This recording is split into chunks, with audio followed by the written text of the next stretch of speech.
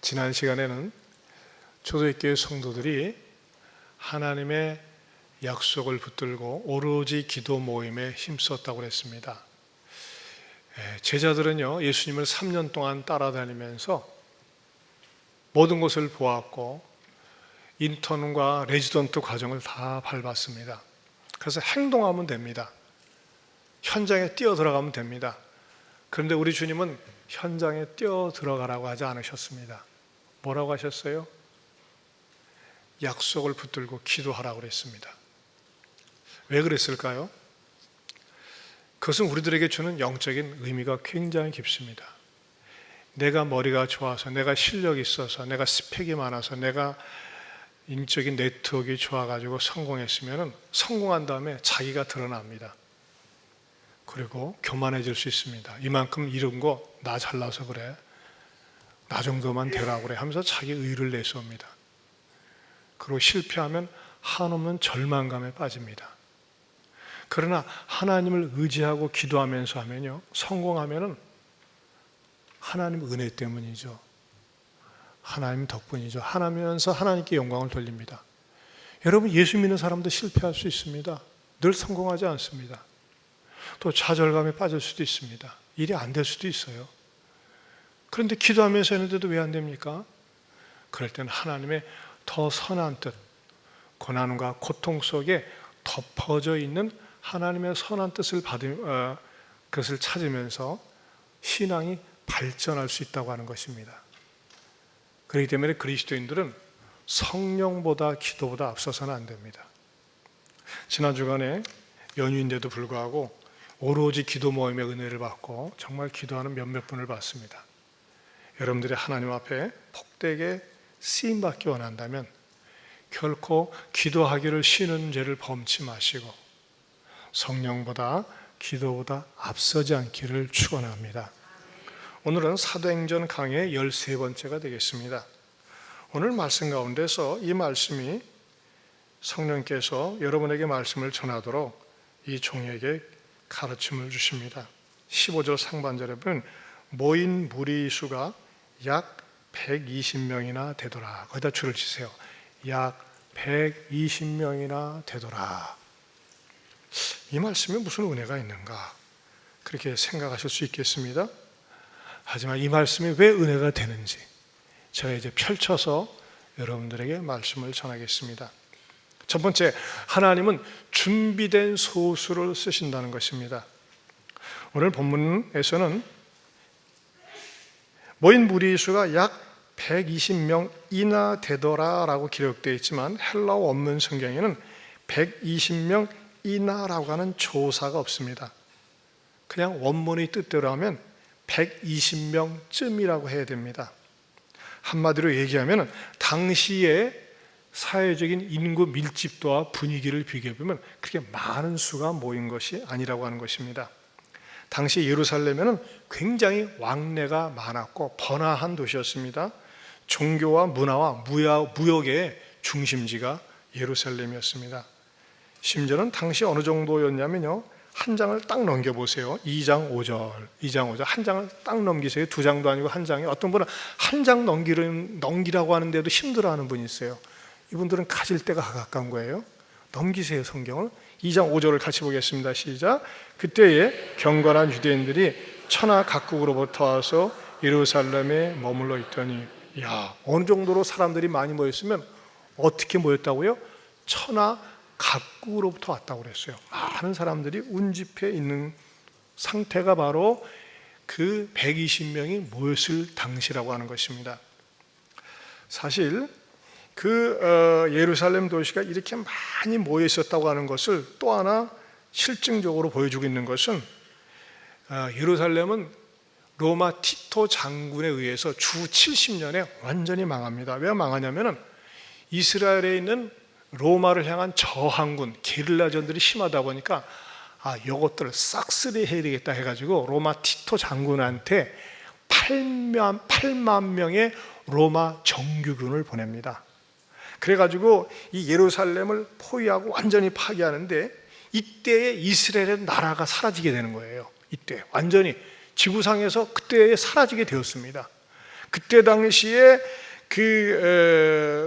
유대인 포로로만 끌려간 사람이 110만 명, 그리고 포로로 끌려간 사람이 10만 명, 그 살해당한 사람, 목숨을 잃은 사람이 110만 명이라고 합니다. 그러니까 목숨을 잃은 사람이 110만 명, 포로로 끌려간 사람이 10만 명. 어마어마한 숫자 아닙니까? 2000년 전에 이렇게 많은 사람이 죽고 포로로 끌려갔다고 하는 것은 그때 당시에 많은 사람들이 예루살렘을 중심으로 해서 모였음을 보여주고 있는 것입니다. 그 가운데 120명, 별로 눈에 띄지 않는 사람들의 주목을 끌 만한 숫자가 아니었다고 하는 것입니다. 그런데 이들을 통해서 놀라운 역사가 일어나는 것입니다. 하지만 이 120명이 사실 원래 모인 것은 아니었습니다. 원래는 말이죠, 처음에는 얼마가 모여 있었느냐? 고린도전서 15장 4절 6절을 같이 한번 읽어보겠습니다. 같이 봅니다. 시작. 장사 지난 바 되셨다가 성경대로 사흘 만에 다시 살아나사 게바에게 보이시고 후에 12 제자에게와 그 후에 500의 형제에게 일시에 보이셨나니 그 중에 지금까지 대다수는 살아있고 어떤 사람들은 잠들었으며. 여러분, 500의 형제에게 일시에 보였다고 하는 것은 어느 사건을 말합니까? 예수님께서 부활 승천하실 때 120명이 있지 않았어요. 500명이나 있었어요. 500명이 한꺼번에 주님 재림하시라 승천하시네 가지고 하나의 점처럼 희미하게 사라질 때까지 500명이나 되는 사람들을 지켜봤어요. 하도 하늘만을 뚫어져게 쳐다보니까는 우리가 암송하는 것처럼 이르되 갈릴리 사람들은 어찌하여 서서 하늘을 쳐다보느냐? 너희 가운데서 하늘로 올라가신 예수는 하늘로 가심을 본 그대로 오리라고 이 천사들이 책망적으로 말하지 않았습니까? 자, 예수님이 승천하실 때에 몇 명 있었다고요? 몇 명이요? 500명 있었어요. 근데 오늘 성경에서는 몇 명이 남아 있어요? 120명이 남아 있습니다.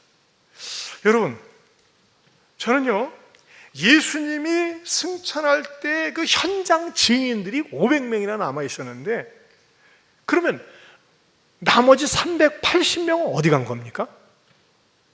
우리 주님은요, 그 사람들이 다 듣는 가운데서 여기서 남아서 기다리면서 기도하라고 했었어요. 그런데 380명은 어디 갔어요? 각기 제 길로 갔어요. 각길이. 그리고 500명 가운데서 380명이 각기 제 길로 가고 120명이 남아있다고 하는 것입니다. 저는 여기에 500명 중에 380명이 어디론가 사라지고 120명이 남아서 기도하고는 이 자체 속에서 주는 영적인 진리를 발견합니다. 그게 뭐냐? 첫째는 보는 것으로만 믿음 유지가 어렵다는 것입니다. 여러분, 이 500명이 같은 시간대에 똑같은 시간대에 동시다발적으로 우리 예수님이 공중 부양을 하는 것이 아니라 정말 붕 떠가지고 구름을 타고서 완전히 사라질 때까지 보는 그 영광스러운 현장이 있었습니다. 그런데 500명 가운데서 380명은 누구였어요? 구경꾼이었어요. 대단하네, 굉장하네, 우와 하면서 구경하고 그냥 어떻게 했어요? 그냥 사라졌어요. 돌아갔어요. 여러분, 우리말 가운데 증거 제일주의, 증거 원칙주의를 얘기할 때 뭡니까? 백문이 불여일견, 100번 듣는 것보다 한 번 딱 보는 게 정확하다. 그렇단 말이죠. 이 380명은 말이죠, 주님이 승천하는 것을 직접 생생하게 봤어요. 생생하게. 그 영광스러운 주님이 승천하는 것을 배웠지만 어떻게 하는 거예요? 그때뿐이었다고 하는 것입니다. 이들도 380명도 당연히 예루살렘에 돌아와서 마가의 다락방에서 말이죠, 오로지 기도에 동참하고 있었어야 했습니다. 그러나 그들은 어디론가 다 흩어지고 사라졌습니다. 우리가 흔히 하는 말 중에 백문이 불여일견, 참 좋긴 한데요, 저는요, 이게요, 신앙적인 세계에서는 별로인 것을 종종 발견합니다. 왜냐하면요, 어떤 분들은요, 꿈이나 환상을 보고서 막 좋아합니다. 저는 그 자체를 부인하는 건 아닙니다. 어떤 분들은 꿈이나 환상을 통해서요, 그것 때문에 자극이 되어서 그 한 사건이 그 사람으로 하여금 신앙생활을 더 적극적이고 열심히 매진하도록 하는 경우도 있습니다. 또 그렇게 하는 분도 제가 봅니다. 하지만 어떤 분들은요, 그런 것에만 매달리는 사람이 있어요. 꿈을 봐야지만이, 뭘 들어야지만이 직성이 풀리는 분들이 있어요. 무슨 환상을 봐야지만이. 그래서 말이죠, 뭐가 어디서 신통한 집회한다, 뭘 보는 집회를 한다, 들리는 집회를 한다, 막 쫓아다니는 사람들이 있어요. 그거 굉장히 위험합니다. 봐야지만이 믿겠다, 들어야지만이 믿겠다, 이 위험합니다. 그래서 저는 말이죠, 저 나름대로의 속이 좁아서 그런지 저는 아직 꿈에서 주님 뵌 적이 없거든요. 그래서 그 찬송가를 별로 잘 안 부릅니다. 주여 지난밤 꿈속에 배였으나, 저 그 찬송 잘 안 불러요. 난 뵌 적이 없거든요. 근데 어떤 뱀분이 그 찬송가를 작시했겠죠. 하지만 여러분, 꿈이나 환상이나 뭐 그걸 통해서 볼 수 있어요. 부인하지 않아요. 그러나 그것만이 신앙생활의 전부는 아니라는 거예요. 만약 그것만이 전부인 것처럼 생각하면요, 그런 것을 쫓아다니다 뭐가 됩니까? 신비주의자가 되는 거예요. 신비주의자가. 기독교는 신비스러운 종교자면 신비주의자는 아니에요. 신비주의자는 말이죠, 현실 생활을 등하시니 하고 그것만 쫓아다니면서 이단에 넘어가는 경우가 너무너무 많이 있다고 하는 것입니다. 380명은요 보기는 보았지만은 본 것으로 끝나고 그냥 사라져버렸어요. 그것이 어떤 이 사람들의 터닝 포인트가 되어서 주님 말씀을 붙잡고 매달렸어야 되는데 그냥 그것이 자기네들의 삶 가운데 아무런 영향력을 끼치지 못했어요. 왜? 하나의 단순한 구경거리에 불과했기 때문에 그렇습니다. 두 번째로 바로 약속을 의지하는 신앙이 있어야 된다는 것입니다. 약속을 의지하는 신앙. 약속을 의지하는 신앙이 뭡니까? 말씀을 붙잡는 신앙입니다. 자, 우리 주님은 부활하시고 40일 동안 제자들과 더불어 있으면서 말씀하신 다음에 명령하신 것이 있어요. 그게 뭡니까? 사도행전 1장 4절입니다. 자, 우리 다시 1장 4절을 보겠습니다. 시작. 사도와 함께 모이사 그들에게 분부하여 이르시되 예루살렘을 떠나지 말고 내게서 들은 바 아버지께서 약속하신 것을 기다리라 그랬어요. 약속하신 것을 기다리라. 그러니까 120명은 뭐예요? 약속하신 성령을 받기 위해서 그 말씀을 기억하고 기도하고 기다리고 기대다가 마침내 성령을 받고 초대교회가 탄생되었습니다. 120명은 어떤 사람들입니까? 약속을 붙잡고 기다린 사람들입니다. 그러나 380명은요 약속을 붙잡고 기다리지 못하고 각기 제갈길로 갔습니다. 여러분, 지금도 그런 사람들이 있습니다. 그냥 보고 가는 거예요. 보고 가는 거예요. 380명이 주님이 승천한 것을 보고 그냥 사라진 것처럼 교회 와서 보고 가요. 예배 보고 가요. 오늘 또 계속해서 이 화분 참 좋네 보고 가요. 찬양대 오늘 찬양 좋네 보고 가요. 친한 사람 보고 가요. 이제 설교 보고 가요. 예? 종종 만나는 사람 얼굴 보고 갑니다. 여러분, 보고 가는 신앙 참된 신앙인이 아닙니다. 참된 신앙은 뭡니까? 주께서 주신 말씀 약속을 붙잡고 가는 사람들입니다. 예배를 드리고 가면서도 하나님의 말씀이 남아있어야 돼요. 그래서 말씀이 남아있기 위해서는 어떻게 됩니까? 집중적으로 들어야 됩니다. 말씀을 붙잡는 사람은 약속을 붙잡는 사람입니다. 약속을 붙잡는 사람은 매일 성경을 읽습니다. 매일 성경을 읽으면서 하나님의 약속을 발견하는 거예요. 왜? 성경 자체가 올드 테스트먼트, 뉴 테스트먼트 약속의 말씀이기 때문에 그렇습니다. 여러분, 우리 그리스도인들은 하나님의 말씀인 약속의 말씀을 붙잡고 믿고 사는 사람들입니다. 아멘입니까?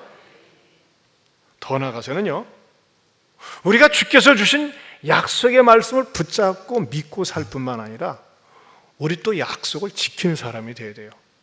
하나님은 당신이 약속하신 것을 지키세요. 전에 미국에서 프라미스 키퍼즈라고 하는 운동이 일어났었어요. 약속을 지키는 사람들. 여러분, 예수를 잘 믿는 사람은요 자기가 내뱉은 약속을 잘 지켜야 돼요. 뭘 어느 때까지 뭐 해주겠다, 돈을 갚겠다, 뭐 하겠다, 약속을 지켜야 됩니다. 못하면 왜 못하는지에 대해서도 상대방에게 설명을 할 수 있어야 됩니다. 여러분, 예수를 잘 믿는 사람은 어떤 사람이 되어야 됩니까? 정말 약속을 잘 지키는 사람들이에요. 왜? 우리는 약속을 지키시는 하나님을 믿기 때문에. 약속을 밥 먹듯이 어긴다, 거짓말을 밥 먹듯이 한다, 죄송합니다, 예수 잘못 믿고 있는 것입니다. 거짓으로 믿고 있는 것입니다. 하나님 자신이 약속을 지키시는 분이기 때문에 우리는 그 약속을 붙들고 살고 약속에 의지해서 삽니다. 그렇다면요, 우리도 약속을 잘 지킬 수 있어야 됩니다. 우리 옆에 분들에게 저는 약속을 잘 지킵니다 한번 얘기해 볼까요? 네. 어떤 분들은 뜨끔한 분들도 있을 거예요. 부부끼리 약속했으면, 자녀가 부모에게 약속했으면, 또 부모가 자녀에게 약속했으면 약속을 잘 지켜야 됩니다.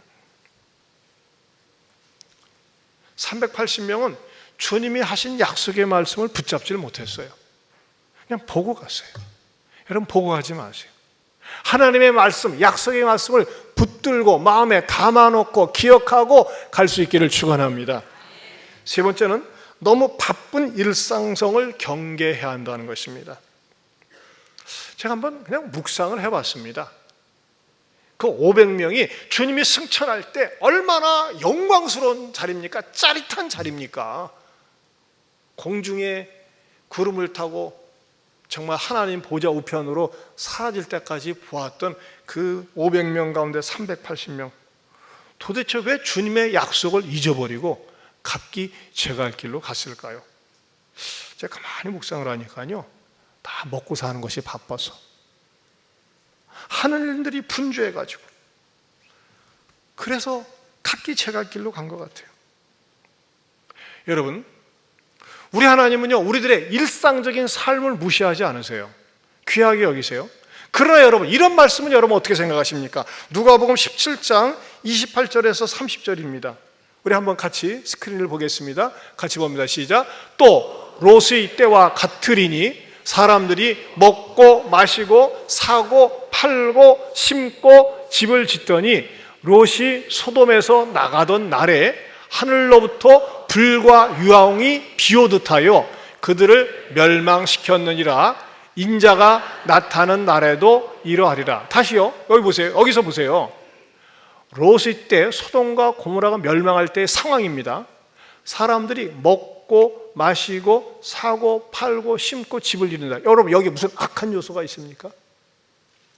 여기 무슨 범죄적인 요소가 있습니까? 이 속에 무슨 사기치고 거짓말하고 죄 짓는 게 들어있습니까? 그런데 보세요. 먹고 마시고 사고 팔고 심고 집을 짓는데 일상적인 생활이에요. 그런데 롯이 소돔에서 나가던 날에 뭐예요? 그 다음 구절, 하늘로부터 불과 유황이 비오듯 하여 그들을 멸망시켰느니라. 인자가 나타나는 날에도 이러하리라. 그럼 이런 회의가 일어납니다. 아니 뭐 먹고 마시고 시집가고 장가고 장사하고 팔고 집 짓고 뭐 농사 짓고 거두고, 그게 뭐가 잘못됐단 말인가? 이 말씀 속에 담겨진 의미가 뭡니까? 일상적인 삶 속에 지나치게 매일고 지나치게 빠져 있는 것 때문에 하나님을 잊어버릴 정도로 일상성에 빠져 있고, 하나님을 잃어버릴 정도로 세상에 푹 빠져 있는 것이 위험하다는 겁니다. 여러분, 세상에 사는 것이 너무나 바쁩니까? 너무 바쁜 것은 나쁘다는 말과도 통한다고 하지 않습니까? 너무너무 바빠요. 그러다 보니까 예배도 소홀히 하고 예배도 때우게 되고 하나님께 받은 은혜 잊어버리고 봉사하는 것도 잊어버리고 충성하는 것도 잊어버리는 것, 이러다가 종말이 온다는 거예요. 우주적인 종말이 이전에 개인적인 종말도 올 수 있어요. 하나님께서 시간과 건강과 물질과 은사를 주셨는데 내가 주님을 위해서는 조금 더 드리고 싶지 않아요.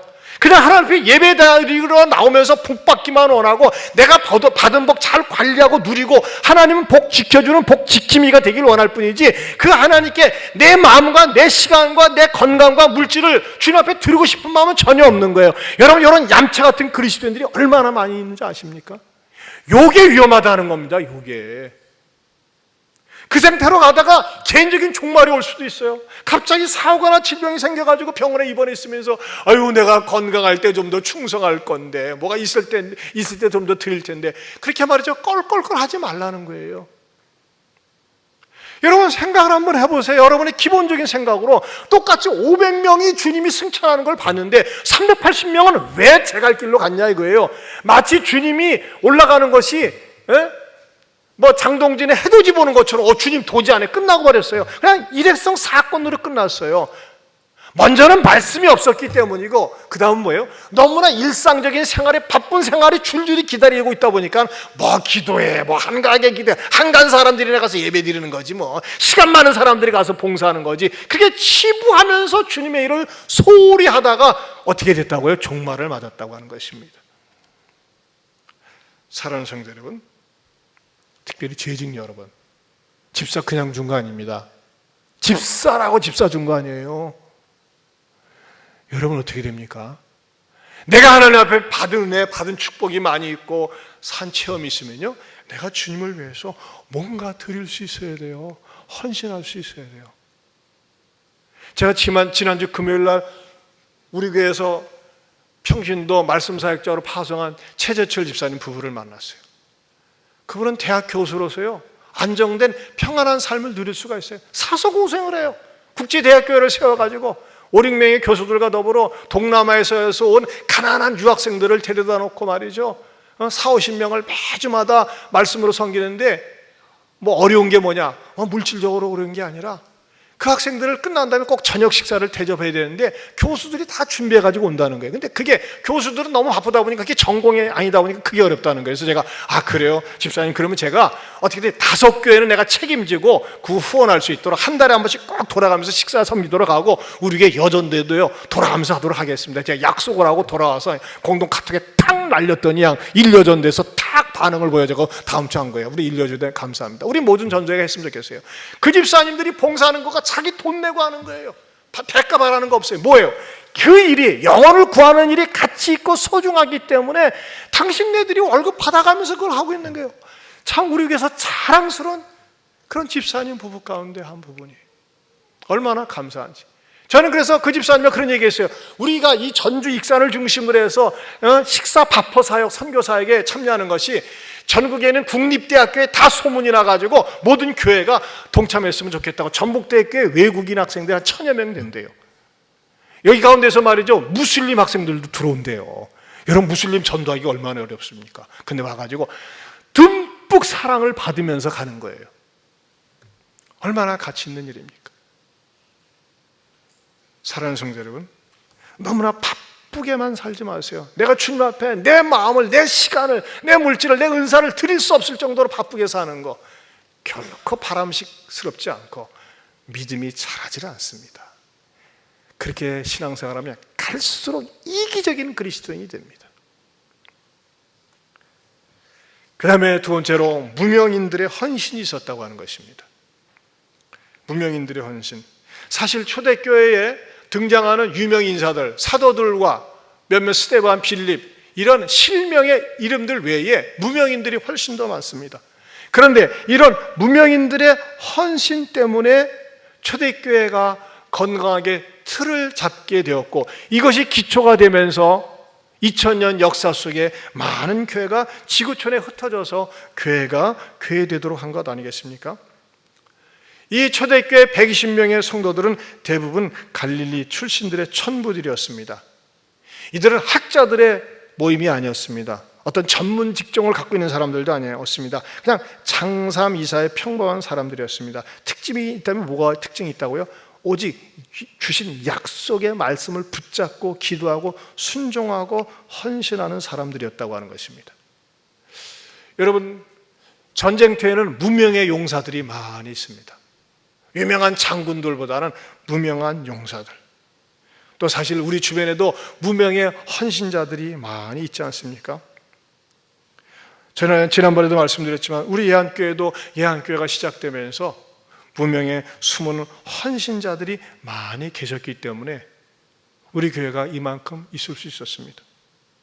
여러분, 우리 교회 말이죠, 매주 나오는 주보, 토요일 날마다 나와서 주보 인쇄소에서 인쇄하는 귀한 집사님들이 몇 분 계세요. 이 무명의 헌신자들이 있었기 때문에 이 주보가 손에 쥐어질 수 있는 것입니다. 여러분, 어떤 사람들이 고마운 사람일까요? 평생 잊지 못하는 사람일까요? 조국이나 어떤 공동체나 모임에서 정말 말할 수 없는 어떤 희생과 헌신의 대가를 치러준 사람은요, 평생 잊을 수가 없습니다.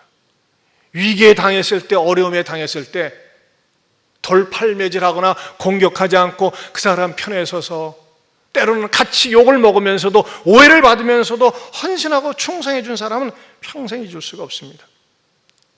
제가 설교를 준비하면서 이 무명의 헌신들 가운데서 이 역사적으로 이 사람들은 정말 우리가 배워야 될 사람들이구나 하면서 이 사람들을 여러분에게 소개해드리고 싶어요. 일본은 말이죠, 1941년에 진주만 공습을 통해서 미국이란 나라를 최초로 본격적으로 침략한 나라입니다. 그에 맞서서 1945년에 히로시마와 나가사키에 원자폭 폭탄을 투하하면서 또한 철저한 응징을 했습니다. 반면에 한국과 미국은 어떻습니까? 공산주의와 맞서 싸우면서 함께 피를 흘린 혈맹 관계가 있는 나라가 미국입니다. 여러분, 미군이 젊은이들이 약 3만 5천 명이 대한민국 한반도에서 피를 흘렸습니다. 여러분, 한국민의 시각에서 보면요, 한국과 미국이 훨씬 가깝습니다. 일본보다도. 근데 만약에 이런 일이 일어나서는 안 되지만, 일어나지 않겠지만, 가상으로 만약에 독도 문제를 놓고 한국과 일본이 싸운다 하면 미국이 어느 편을 들 것 같습니까? 많은 사람들이 일본 편을 들 것 같다고 얘기를 합니다. 왜 그러느냐? 작년에 4월 7일 날 미 여론조사기관인 퓨 리서치 센터에서 말이죠, 2차 대전 종전 70주년을 기념으로 해서 여론조사를 했어요.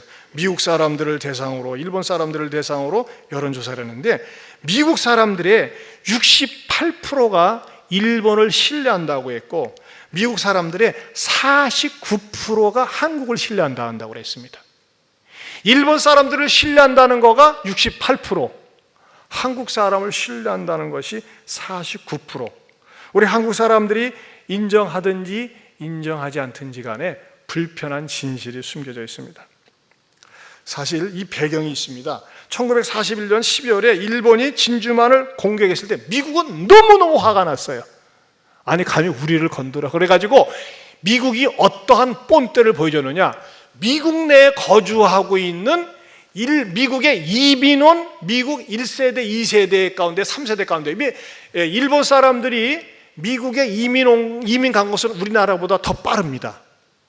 그래가지고 미국에서 태어난 일본인, 미국계 일본인, 그냥 일본계 미국인이죠. 일본계 미국인들을 싹 잡아들였습니다. 요것들 봐, 우리를 쳐해가지고 전쟁과 관계없는데도 불구하고 싹 잡아들였는데 28일 만에 10만 명을 잡아들였습니다. 그래가지고 우리가 일본 사람들 혐오하는 말을 쪽발이라고 하는 것처럼 언론에서 일본 사람들을 완전히 생매장하고 이 10만 명을 잡아들인 다음에 무장 군인들의 감시를 받으면서 그 흰색 천을 가슴에 붙인 채 기차에 태워가지고 최종 목적지는 아칸소에서 캘리포니아 동부 사막지대에 10곳의 포로 수용소를 갖다가 마련해가지고 거기에 철저하게 감시를 했습니다. 뭐 할 때까지? 전쟁 끝날 때까지. 그래서 일본 사람들은 이 상처 때문에 그런지 일본에는 재팬타운이 이렇게 활발하지 않습니다. 차이나타운은 활발해요. 재팬타운에 어울려 살질 않습니다. 그냥 음식 먹으러는 가지만은. 왜? 그러한 그 트라우마가 있었던 것 같아요. 이 일본계 미국인은요, 태생이 미국인입니다. 미국에서 태어났어요. 그래서 일본어도 몰라요. 영어밖에 몰라요. 그냥 조상이 일본 사람이라고 하는 것 때문에, 우리 조상이 일본 사람이라는 것 때문에 끌려가서 10만 명이 집단적으로 포로 수용소에 수감되어서 거기서 생활을 하는 거예요. 이것이 일종의 미국의 전쟁 범죄 행위이기도 합니다. 그런데 전쟁이 한창 치열해질 때 미국 젊은이들이 부족하잖아요. 그래서 안 되겠다 싶어가지고 이 포로 수용소에 수용되어 있는 일본계 미국인 젊은이들을 차출했습니다. 그게 3,000명을 징집을 했습니다. 그게 442연대입니다. 그런데 얘네들은 일본계 미국이니까 조심스럽잖아요. 그래가지고 제일 전쟁터가 치열한 곳으로, 감히 미군에 대해서, 자기 조국에 대해서 배신하지 않도록 감시하면서 이것을 딱 보내는데, 어디로 보냈느냐, 그 소위 이태리 산맥의 피레네 산맥 몬테카지노의 요새가 있는데 그쪽으로 보냈어요. 그 요새 절벽이 300m의 진지가 있었습니다. 높이가 300m예요. 근데 미군이 8일 동안 공격을 했는데도 불구하고 점령을 못했습니다. 안 되겠다, 이것들 보내자 해가지고 일본계 미국인 이 442연대 442연대를 딱 보냈어요. 거기에 보내는데 말이죠, 이때 이 차출된 일본계 미국인 병사들은 우리 조국은 일본이 아니다 미국이라고 하는 것을 보여주기 위해서, 편견을 상쇄하기 위해서 1,500명이 기어 올라가는데 미군이 8일 동안 점령하지 못한 그것을 32분 만에 점령을 합니다. 한밤중에 올라가요. 그런데 말이죠, 어떤 일이 있었는지 아세요? 그 일본계 미국인이 절벽을 올라가면서, 여러분 절벽 올라가는데 밤중에 올라가는데 얼마나 많이 떨어져서 죽었겠어요. 근데 떨어져 올라갈 때 그 기록에 오면요, 소리가 악 소리가 안 나고 툭툭툭 소리밖에 안 났대요. 그냥 밤에 툭툭, 마치 바람에 돌 떨어지는 것처럼 툭툭툭 소리밖에 나지 않았답니다. 그리고서 약 한 1,500명이 죽었습니다. 그런데 이 사건으로 인해서 미국 사람들이 일본 사람들에 대한 편견이 완전히 달라집니다. 이 사진을 보니까요, 한번 보여주세요. 완전히 일본계 미국인이에요. 미국에서 태어난 일본인, 전부 얼굴이 동양 사람들입니다. 근데 미국인이에요. 자, 집총 훈련하는 모습이고, 그 다음에 딱 이제 행군하는 모습인데, 막판에 가서 트루만 대통령이 이 442 연대를 방문해 가지고 유명한 말을 합니다. 당신들은 정말 위대한 군인들이다. 적과 싸워서 이기기 전에 편견과 싸워서 이겼다라는 말을 합니다. 니네들은 일본 놈들이지 하는 것이 아니라 핏줄은 일본이지만 편견과 싸워서 이겼다고는 유명한 말을 합니다. 이 사건이 미국 사람 모든 사람들에게 짜릿한 감동을 줍니다. 여러분, 원래가 전쟁에서 지면요, 패장국은 완전히 망하게 되어 있습니다. 근데 가만히 보면요, 메가더 장군이 원폭을 투하한 다음에 일본 사람들에 대해서 굉장히 관대하게 해줘요. 뭐 일본 사람들이 하이 소데스까 소데스네 뭐 이렇게 막 굽실굽실해서 그런 겁니까? 아니에요. 이런 사건이 미국 군인들과 미국 전역에, 이야, 일본계 미국인 진짜 충성심 하나 끝내주는구나, 의리가 있구나, 신의가 있구나, 자기 조국이 무엇인지를 아는구나 하는 그런 감동 때문에 그 442연대의 전설적인 헌신과 희생, 충성, 1,500명의 희생자에 대해서 미국 사람들의 마음속에 쫙 깔려있는 거예요. 그러면서 일본 사람들은 한번 맡기면 믿을 만하다, 신뢰할 만하다, 이것이 뿌리째 다 깔리게 됩니다. 미국 사람들은요, 이때 당시 기사를 보면요, 얼마나 일본계 미국인들을 갖다 무시하고 업신여기고, 우리 옛날 쪼센징 무시한 거하고는 저리 가라니까요. 그렇게 무례하게 되었음에도 불구하고 자기 뿌리인 일본에 대해서 충성하는 것이 아니라 자기 시민권을 허락한 미국에 대해서 충성하고 헌신한 것에 대한 고마움. 저는 이 내용을 보면서요, 우리나라는 과연 어떨까? 예전에 미순이 효순이 사건, 탱크 사건, 그건 분명히 누가 뭐라고 그래도 과실치사 사건입니다. 우리나라는요, 너무나 떼거지 어거지를 많이 쓰는 것 같아요. 이런 부분 어떻게 생각합니까? 왜 일본 사람들은 말이죠 68%나 신뢰를 하고 우리나라는 49% 신뢰를 합니까? 이런 부분들은 우리나라 국민성에 좀 반성하고 생각해야 될 부분이 아닌가 생각이 됩니다. 하지만 저는 영적인 의미로 자기 뿌리는 일본이지만, 자기가 태어난 나라가 뿌리는 일본이지만 시민권자는 미국 시민권자이기 때문에 미국을 위해서 충성하는 이 마음은 영적으로 어떻습니까? 우리는 대한민국이란 조국에서 태어났지만 예수를 믿음으로 말미암아 우리의 시민권은 하늘에 있다고 하는 것입니다. 성경은 이것을 명백히 가르쳐 줍니다. 빌립보서 3장 20절 말씀 같이 보겠습니다. 시작. 오직 우리의 시민권은 하늘에 있는지라, 거기로서 구원하는 자 곧 주 예수 그리스도를 기다리는. 우리의 시민권은 어디에 있다고요? 하늘에 있어요. 옆에 분들에게 확인해 줍시다. 내 시민권은 하늘에 있습니다. 여러분, 하늘 시민권자는 어떻게 살아야 됩니까? 하나님 나라를 위해서 충성하는 모습이 있어야 돼요. 이 세상에는 두 나라가 존재합니다. 세속 나라와 하나님 나라입니다. 세상 나라와 하나님 나라예요. 하지만 내가 하나님 나라 시민이기 때문에 어떤 모습으로 살아야 됩니까? 보는 곳에 의존하지 아니하고 믿음에 의존하고 감정에 의존하지 않고 말씀에 의존합니다. 바쁜 일상성 속에서도 내 나라는 하나님 나라인데, 내 나라는 천국인데 그 나라 백성답게 약속을 지키면서 살고 말씀에 순종하면서 살고 충성하면서 살아야 되는 것 아니겠습니까?